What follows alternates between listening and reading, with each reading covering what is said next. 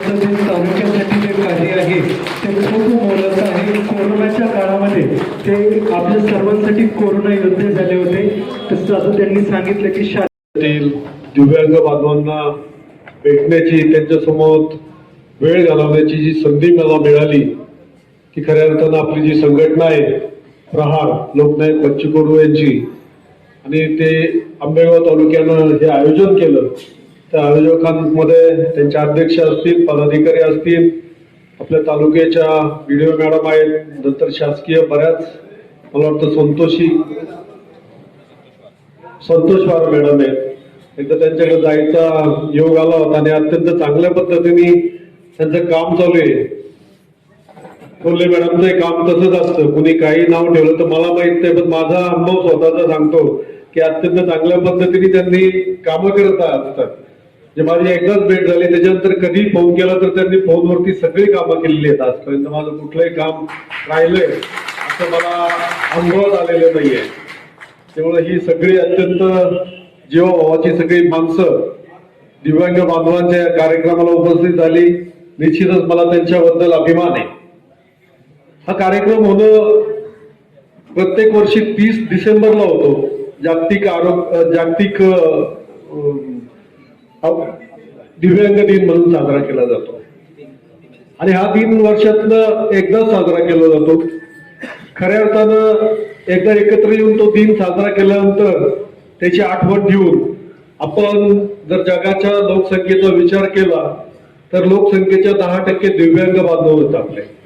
तर त्यांच्यासाठी एक दिवस न देता एक दिवसामध्ये ठरवून वर्षभर त्यांच्यासाठी जर आपण काम केलं, मग शासकीय योजना हे शासन स्तरावरती तर राबतच राहतील, त्याचा मोबदला त्यांना मिळणारच आहे. म्हणजे फक्त आर्थिक प्रश्न सुटल्यानं त्यांचा समस्या सुटणार नाहीयेत, पण खऱ्या अर्थानं आपण ह्या बांधवांसाठी, या बांधवांची जी कुटुंब आहेत, जी कुटुंब यांच्यावरती अवलंबून आहेत, काही बांधव त्या कुटुंबावरती अवलंबून आहेत.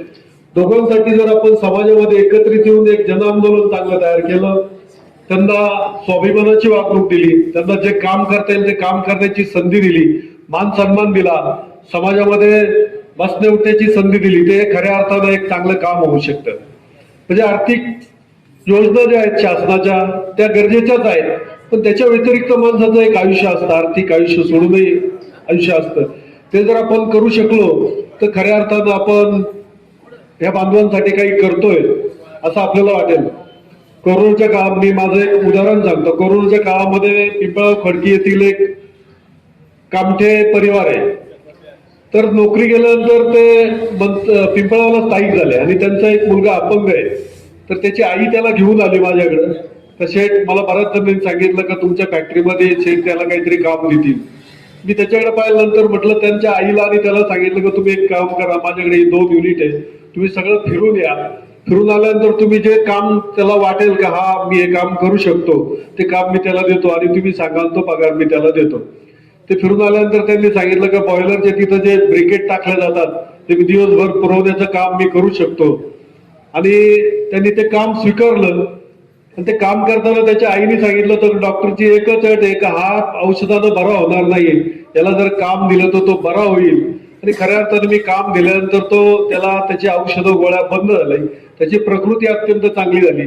तर आपण अत्यंत छोटी छोटी कामं जर आपण अशी केली, त्याची मुलगी आता राज्य लेवलला ज्या परीक्षा होतात नॉलेजच्या त्याच्यामध्ये पहिली आलेली आहे. जे तुम्हाला माहित असेल कदाचित पेपरला सगळीकडे आलं. तरी छोटी कामं असतात आपल्यासाठी, पण त्या लोकांसाठी मोठी कामं होतात. तर आपल्या आजूबाजूला जर असं कोणी असेल तर आपण त्यांच्यासाठी काम केलं तर ते खऱ्या अर्थानं महत्वाचं आहे. नंतर अत्यंत चांगलं काम प्रहार संघटना करते. तर कृपा करून मला भावी आमदार, भावी अमका तमका असं लावत नका देऊ. मला खूप लाजल्यासारखं वाटतं. मला कुठलंही माझं स्वप्न नाही आमदार वगैरे व्हायचे. सामान्य लोकांची सेवा करायला मिळावी हेच माझं स्वप्न आहे. आणि माझ्यासाठी आमदारकी असेल किंवा हे सगळं ही समोर बसलेली जनताचे, आपण यांची कामं केली तर सगळ्या गोष्टी होतात. याच्यामध्ये दिव्यांग असतील, त्याच्यामध्ये शाळकरी मुलं असतील, माझे शेतकरी असतील, माझे कष्टकरी जनता असतील, खूप लोक आहेत अशी तर त्यांना आपल्या मदतीची गरज आहे. आणि मदत काय कोट्यवधी लाखो रुपये लागत नाही. मान सन्मान द्या आणि आपल्या हातात परमेश्वराने जे दिलंय त्याच्यातलं थोडंफार दिलं तरी लोक खुश होतात किंवा त्यांच्या गरजा पूर्ण होतात. पूर्ण राबायला पाहिजे. तुमच्याकडे काय खूप प्रॉपर्टी आहे तरच देता येते असं नाही. जे आपल्याकडे आहे त्याच्यातलं द्यायला सुरुवात करा. परमेश्वर देत राहतो. जे ज्याला द्यायचंय त्याला परमेश्वर देतो. परमेश्वरला काळजी असते, अरे याला द्यायचंय, सगळ्यांना याला द्या. ते देतच देवत्व होतं. आपण ज्याला देव म्हणतो ना, खऱ्या अर्थात ते देवत्व प्राप्त होतं. आणि सगळ्यांनी देत राहिले तर या समस्या निश्चितच सुटतील. फक्त गव्हर्नमेंटनीच द्यावं, शासकीय अधिकाऱ्यांनीच द्यावं तर काय नाही. आपल्याला प्रत्येकाला 90% आपण आहेत, 10% हे दिव्यांग आहेत. 90% लोकांनी जर ठरवलं आपण द्यायचं तर मला नाही वाटत कुठलीच समस्या आणि काहीच राहणार नाहीये. तर आपण स्वतःहून जबाबदारी घेतली पाहिजे. आपण स्वतःहून दुसऱ्यावरती जबाबदाऱ्या लोटणं, मग शासनावर लोटणं, मग अधिकाऱ्यांना लोटणं हे बाजूला करून जर खऱ्या अर्थानं आमच्यासारख्या लोकांनी या जबाबदाऱ्या स्वीकारल्या तर हे दिव्यांग बांधवांसाठी खूप मोठं काम होणार आहे. आता एक बीजमंत्र अत्यंत चांगल्या पद्धतीने भावगीतामध्ये म्हटला गेला खऱ्या अर्थानं, नाही का? काय सांगितलं होतं तुझं बीजमंत्र काय होतं? अशक्य शक्य करतील स्वामी. तर आपण खऱ्या अर्थानं ह्या दिव्यांग बांधवांकरता स्वामी व्हावं. अशक्य काहीच नाही. आपण जर त्यांच्याकरता काम करत राहील तर त्यांच्याकरता निश्चितच आपण स्वामी म्हणून येऊ. आणि अशक्य कामं, त्यांच्याकरता जे अशक्य कामं आहेत ते आपल्याला शक्य आहेत. म्हणून आपण स्वामींच्या भूमिकेत जाऊन दिव्यांग बांधवांकरता प्रत्येकाने काम करावं अशी विनंती करतो, आव्हान करतो आणि या ठिकाणी थांबतो. सरकारी सगळ्या योजनांची कामं आम्ही फ्रीमध्ये करत असतो आणि बाकी काही अडचणी असतील त्या सोडवल्या जातात तिथं. आरोग्यविषयक असतील किंवा मी आता संतोषवर मॅडमचं उदाहरण दिलं, कोल्हे मॅडमचं उदाहरण दिलं. आमच्याकडे आलं आम्ही फोन लावतो, त्यांच्याकडून समजून घेतो बाबा हे काम कधी होणार आहे, काय होणार आहे, मग तुम्हाला हेल्पाटे करत नाही. आम्ही सांगितल्यानंतर बरीच लोक येऊन त्यांची कामं त्या ठिकाणी झाली आहेत. तर त्या ठिकाणी आता दिव्यांग बांधवांना आम्ही निश्चित खात्री देतो की तुम्हाला तिथं बसायला लागणार नाही, थांबायला लागणार नाही. प्रायोरिटी तुमचं काम पहिल्यांदा केलं जाईल.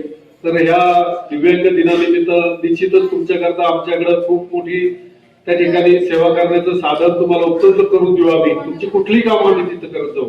मग ती शासकीय लेवलची असू द्या, आरोग्यविषयक असू द्या, कौटुंबिक असू द्या, खाजगी असू द्या, हे सगळी कामं आम्ही त्या ठिकाणी करू एवढं सांगतो.